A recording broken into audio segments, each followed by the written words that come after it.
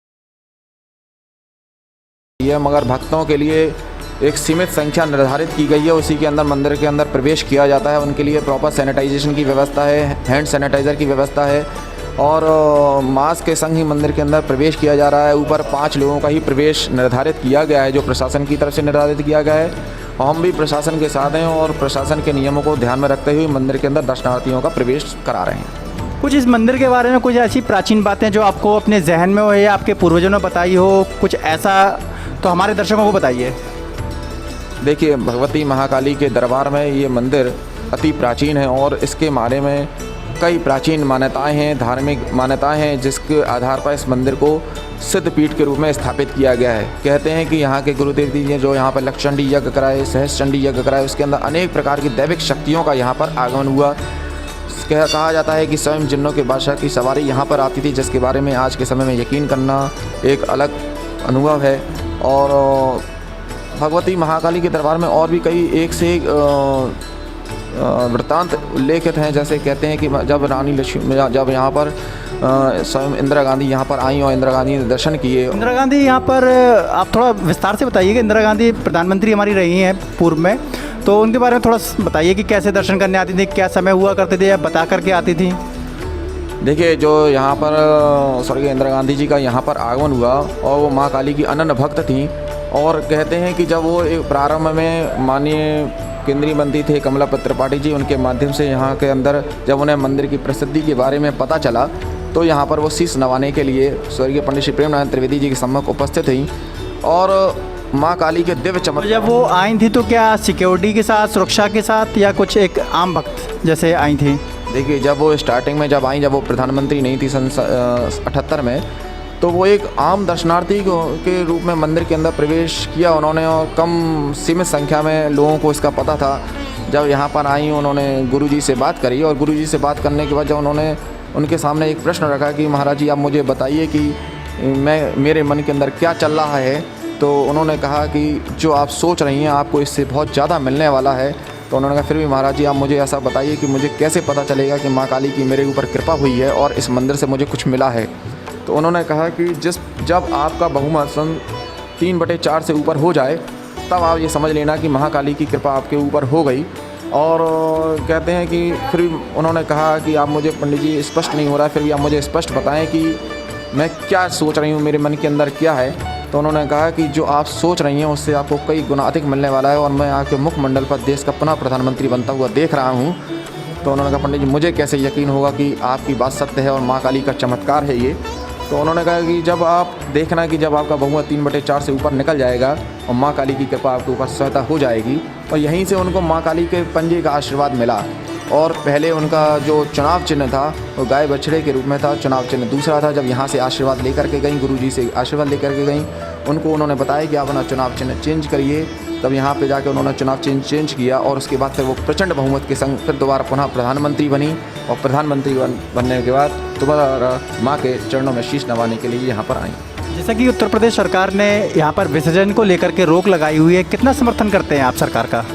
देखिए, ये एक धर्म की बात नहीं है, हमारे साथ एक और धर्म जुड़े हुए हैं, उसके लोगों के लिए भी है। और चूँकि ये कोरोना काल चल रहा है और लोगों की सुरक्षा प्राथमिकता के साथ सरकार देख रही है, और हम भी सरकार का ये समर्थन करते हैं कि भगवान गणेश जी का विसर्जन एक सुरक्षित रूप में और सही जगह पे किया जाए। आज लक्ष्मी तालाब की हालत इतनी सही नहीं है जिसमें गणेश जी का विसर्जन किया जाना चाहिए। और चूँकि गणेश विसर्जन होगा या मुहर्रम में विसर्जन होगा तो काफ़ी संख्या में लोग एकत्रित होंगे, इससे व्यवस्था बिगड़ने का अंदेशा रहता है। कुछ आखिरी संदेश हमारे दर्शकों के लिए? मैं माँ काली के समस्त भक्तों से यही प्रार्थना करता हूँ, वो माँ काली के दर्शन करें, उनसे प्रार्थना करें और माँ काली का आशीर्वाद सदैव उनके ऊपर बना रहे, यही मैं कामना के साथ अपने बुंदेलखंड बुलेटिन के दर्शनार्थियों को नमस्कार करता हूँ। जैसा कि आप सुन रहे थे मुख्य पुजारी जी को, जिन्होंने माता काली के चमत्कार एवं अन्य वर्णन किया इन बातों के बारे में। और आज की धर्म यात्रा के बारे में इतना ही। मिलते हैं हमारे अगले एपिसोड में।